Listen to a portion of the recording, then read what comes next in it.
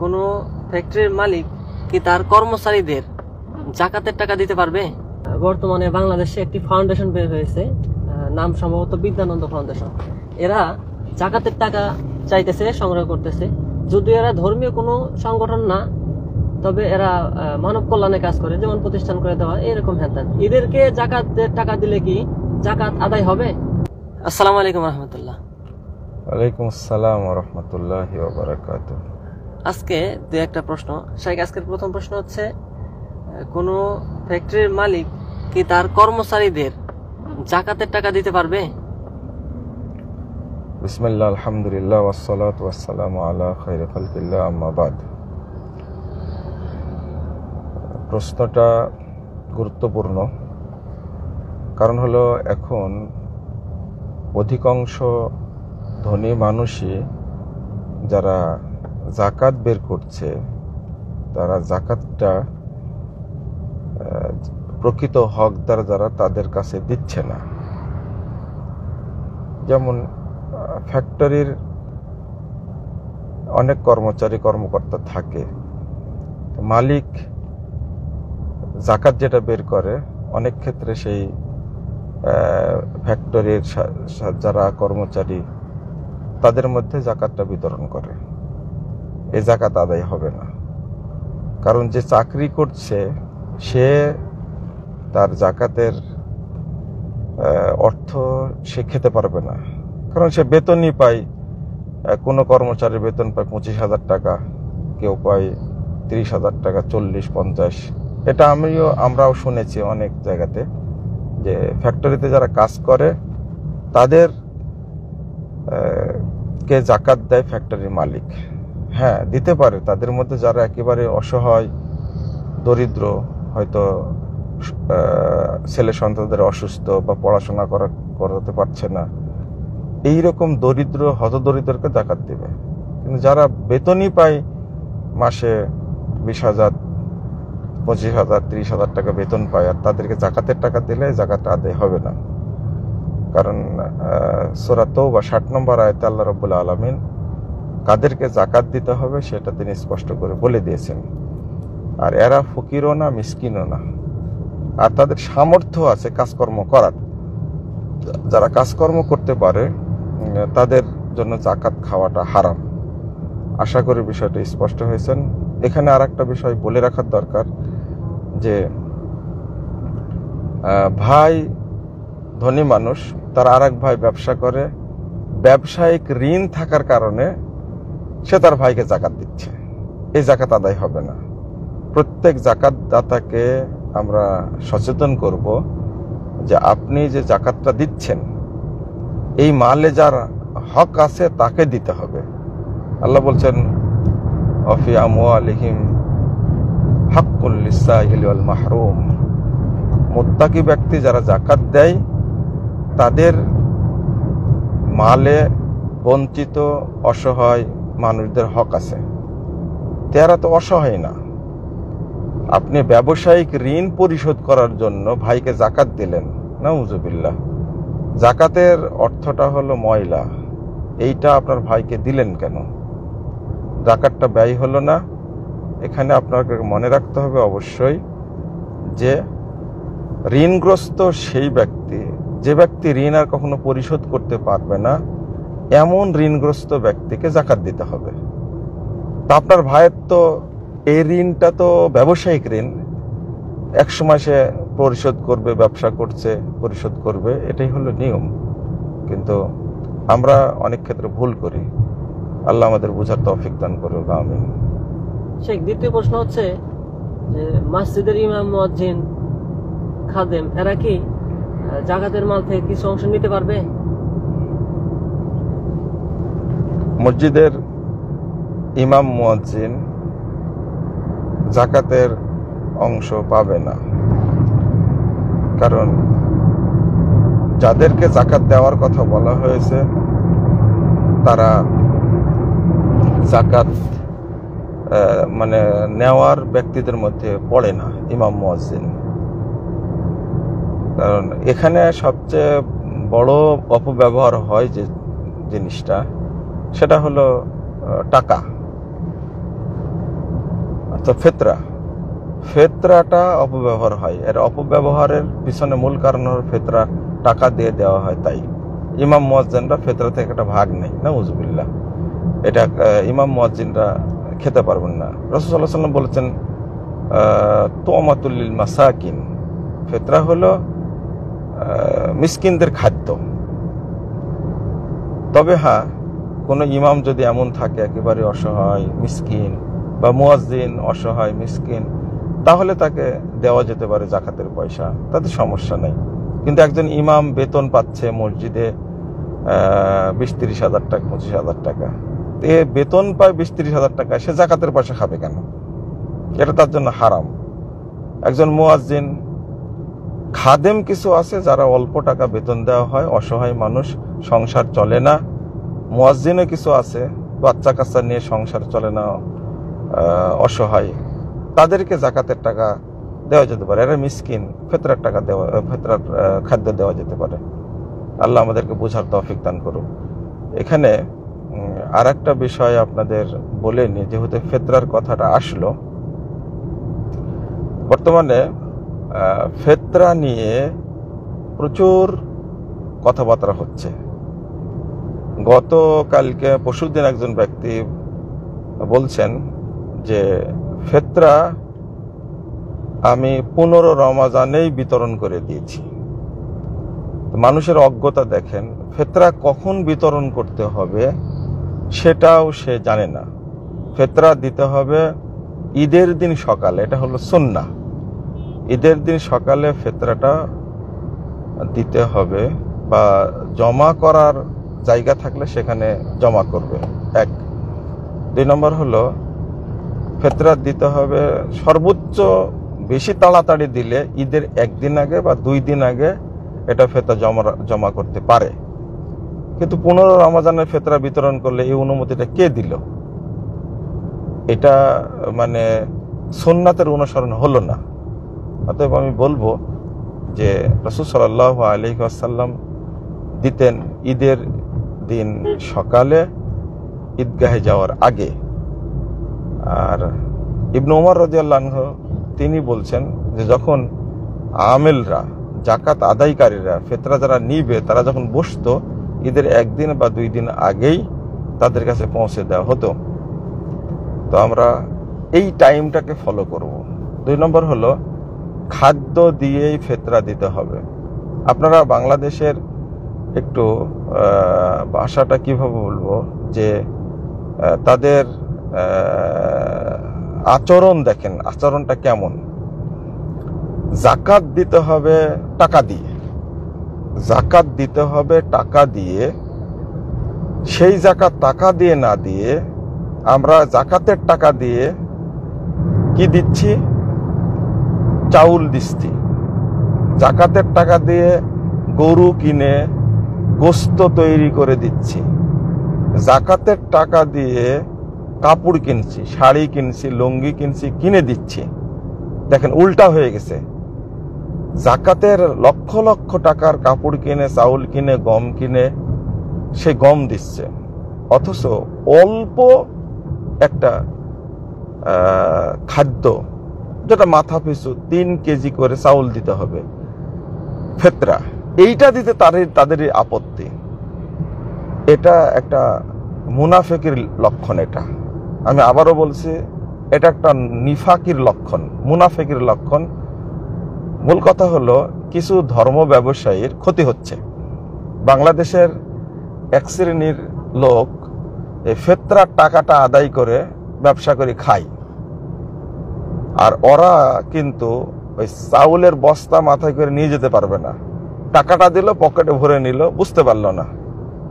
তো এই জন্য এর পিছনে লাগছে যে ফেতরার টাকাটা কোনোভাবেই যেন মানে মিস না যায়, ছাড় না যায়, আমরা যেন পেতেই থাকি, খেতেই থাকি। বিভিন্ন ইসলামী সংগঠন আছে, তারা ফেতরার টাকা আদায় করে, রসিদ দিয়ে ফেতরার টাকা আদায় করে। হারাম এটা। ফেতরার টাকা মানে ফেতরার টাকাটাকে বাঁচানোর জন্য ফতোয়া দিচ্ছে যে টাকা দিয়েও ফেতরা দেওয়া যাবে। আরে তোমাকে এই কথা বলার অনুমতি কে দিল? কে অনুমতি দিল এটা বলার? ফেতরা হলো ফরজ ইবাদত। তুমি যেভাবে ইচ্ছা সেভাবে ব্যয় করতে পারো না। আগে দিন শিখতে হবে, দিন আগে বুঝতে হবে, মানহাজটা বুঝতে হবে। যাদের মানহাজে সমস্যা তারা এই ফতোয়া দিয়ে থাকে, তারা সালাফদের মানহাজের 5 পয়সা দাম দেয় না, কিন্তু বাংলাদেশের লোকেরা হুজুকে মানুষ হিসাবে তাদেরকে গুরুত্ব দেয়। অতএব আপনারা খেয়াল রাখবেন যে জাকাত যেটা বের হয়েছে, অর্থই গরিবের কাছে পৌঁছে দিতে হবে। আমার দায়িত্ব শেষ, অর্থই পৌঁছায় দিলাম। আর ফিতরা মাত্র 3 কেজি, হয়তো আপনার পরিবারে সদস্য আছে মাত্র 5 জন, তো 3 5 15 কেজি চাউল, এই 3 5 15 কেজি চাউল দিতে আপনার উপরে এত ভারী কেন? অথচ আপনি যখন জাকাত দিচ্ছেন, জাকাতের টাকাটা না দিয়ে আপনি 100 মানুষকে শাড়ি কিনে দিচ্ছেন, 500 মানুষকে শাড়ি কিনে দিচ্ছেন, লুঙ্গি কিনে দিচ্ছেন। এটা তো একটা নিফাকি, একটা মুনাফিকি একটা। আর শরীয়তকে বোঝার চেষ্টা করুন এবং যেভাবে রাসূল সাল্লাল্লাহু আলাইহি ওয়াসাল্লাম সাহাবীরা শরীয়ত মেনেছেন সেইভাবে মানার চেষ্টা করুন। আল্লাহ যেন আমাদের বোঝার তৌফিক দান করেন। আর একটা বিষয় বলছে যে কোনটাতে বেশি লাভবান হবে, টাকাতে বেশি লাভবান হবে গরিব মানুষ, না খাদ্যে বেশি লাভবান হবে? যে খাদ্য নিতে চাইবে না সে তো মিসকিন না, তাই খাদ্য দেওয়ার দরকার কি? হয়তো আমার কথাটা বুঝতে পেরেছেন। যে খাদ্য নিতে চাইবে না, যার উপকার হবে না, তাকে সে তো মিসকিন না, তাকে আপনি দিবেন কেন? কোন এই মানহাজ ভ্রষ্ট লোক বলছে যে ঈদের দিন তাহলে একজন গরিব মানুষ খালি চাল খাবে। কত বড় ধোঁকাবাজ এই লোক, আর কত বড় মানে এই মিথ্যা যুক্তি দিয়ে শরীয়তকে ঠেকানোর চেষ্টা করছে। তাহলে আপনি একটু চিন্তা করেন, শুধু একজন ব্যক্তি কি মানে চাল দিয়েই সে শেষ করে দিবে? তাহলে ওকে তো আরো অনেক কিছু দেয়। আপনি যদি টাকা দিতে চান, তাহলে আপনার টাকা দিয়ে 3 কেজি চালের দাম কত টাকা? আপনার টাকা দিয়ে কি উপকারটা হবে তার? যদি আপনি মনে করেন যে তার সাথে আরো কিছু দিতে বলেন, তাহলে কি কি দিতে হবে? চাল দিলে চালের সাথে ভাত রান্না করার খড়ি দিতে হবে, না হলে গ্যাস কিনে দিতে হবে, না হলে আলু কিনে দিতে হবে। আলুর সাথে কি কি দেওয়া লাগবে? আলুর সাথে মরিচ লাগবে, পেঁয়াজ লাগবে, রসুন লাগবে, তারপরে লবণ লাগবে। এগুলো সব ফাজলামি কথা। রমাজান মাস এগুলো বলাটা উচিত না। যারা এই সমস্ত কথা উল্টাপাল্টা বলছে, আল্লাহ যেন তাদের বোঝার তৌফিক দান করে। তাদের এই ব্যবসাটা উঠে যাচ্ছে বলে এই সমস্ত ধানাই পানাই করা, এটা আপনারা বুঝেন। যেহেতু এই সমস্ত যুক্তি শরীয়তের কাছে গ্রহণযোগ্য না, বরং আমি যে বিষয়টা বললাম যে জাকাতের টাকা দিয়ে সে খাদ্য কিনে বিতরণ করছে, আবার ফিতরার সময় খাদ্য দিলে ওই লোকের গায়ে আগুন ধরে যাচ্ছে। এই সমস্ত চালাকি বাদ দেন, শরীয়তের কাছে আত্মসমর্পণ করেন। আশা করি আপনারা বুঝবেন বিষয়টা। আল্লাহ বুঝার তৌফিক দান করুন। আমিন ইয়া রাব্বাল আলামিন। আরেকটা প্রশ্ন, বর্তমানে বাংলাদেশে একটি ফাউন্ডেশন বের হয়েছে, নাম সম্ভবত বিদ্যানন্দ ফাউন্ডেশন। এরা জাকাতের টাকা চাইতেছে, সংগ্রহ করতেছে। যদিও এরা ধর্মীয় কোনো সংগঠন না, তবে এরা মানব কল্যাণে কাজ করে, যেমন প্রতিষ্ঠান করে দেওয়া, এরকম হ্যান। এদেরকে জাকাতের টাকা দিলে কি জাকাত আদায় হবে, বা এদেরকে দেওয়া কি জায়েজ হবে? প্রথম কথা হলো, জাকাতটা যাদের কাছে ব্যয় করতে হবে, যে ফাউন্ডেশনে হোক না কেন, যদি এই ফাউন্ডেশনটা মুসলিমদেরকে অগ্রাধিকার দেয়, অগ্রাধিকার বলতে এই জাকাতের টাকাটা মুসলিমদের কাছে যাবে। অসংখ্য মুসলিম দরিদ্র ব্যক্তি আছে, কিন্তু দেখা যায় অসংখ্য নামাজি ব্যক্তি আছে, সালাত আদায় করে, কিন্তু অসহায়, মিসকিন, অসুস্থ, দরিদ্র, এই সমস্ত ব্যক্তির কাছে না দিয়ে টাকাটা তারা ইচ্ছা মতো যদি ব্যয় করে, নিজের ইচ্ছা মতো, দেখা যায় হিন্দুদেরকে দেয়, খ্রিস্টানদেরকে দেয়, যারা ইসলাম বিরোধী তাদের কাছে দেয়, নাস্তিকদের কাছে দেয়। যেহেতু আপনার নিশ্চয়তা নাই, সুতরাং এই সমস্ত ফাউন্ডেশনে, এই সমস্ত সংস্থায় জাকাতের টাকা দেওয়া যাবে না, এটা নিষেধ। বরং আপনিও নিজেও একটু শরীক হন দরিদ্রদের কাছে। আপনি তাদেরকে জাকাতের টাকা দিবেন কেন?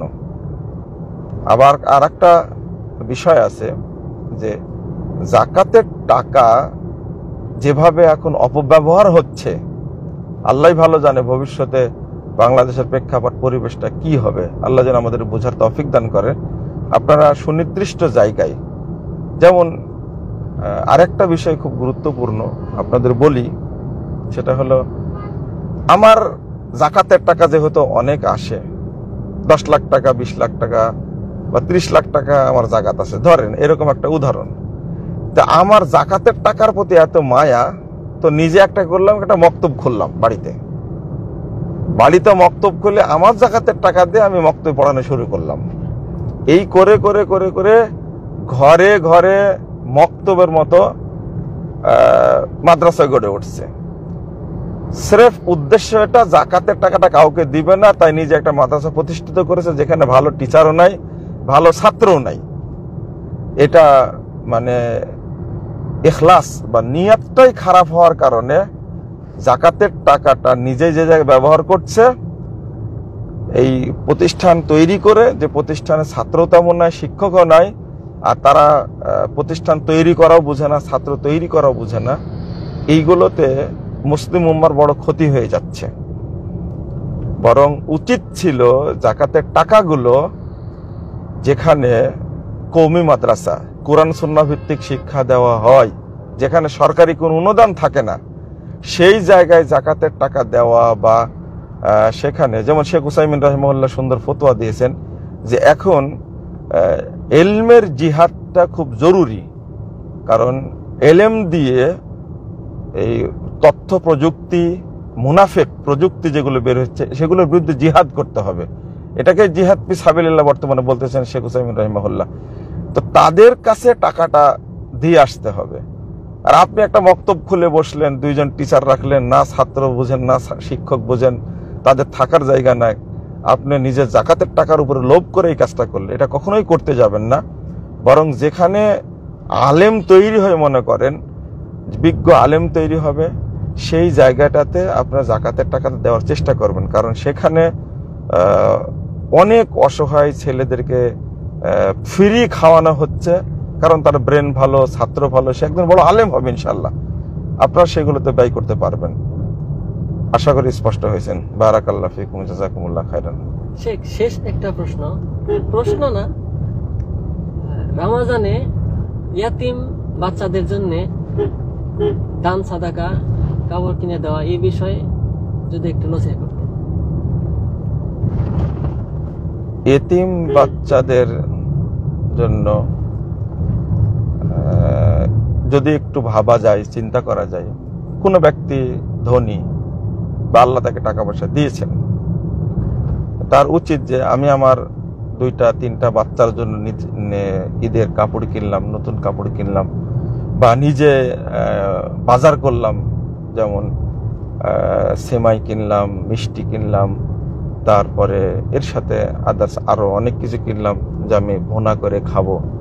তখন একটু মাথায় প্রত্যেক মুমিনের চিন্তা করা উচিত যে আমার আশেপাশে কোনো ইয়েতিম আছে কিনা, তাদের জন্য একটা পোশাক কিনি, বা একটা এতিমকে আমি কিছু পোশাক দেওয়ার চেষ্টা করি, খাবার দেওয়ার চেষ্টা করি, বা বিধবা আছে, মিসকিন আছে, তার জন্য একটু বাজার করে দিই। এটা হলো মুমিন। কারণ রাসূল সাল্লাল্লাহু আলাইহি ওয়াসাল্লাম বলছেন, লাইসাল মুমিনু বিল্লাযী ইয়াশবা ওয়া জারুহু জাইউন ইনদা জামবি।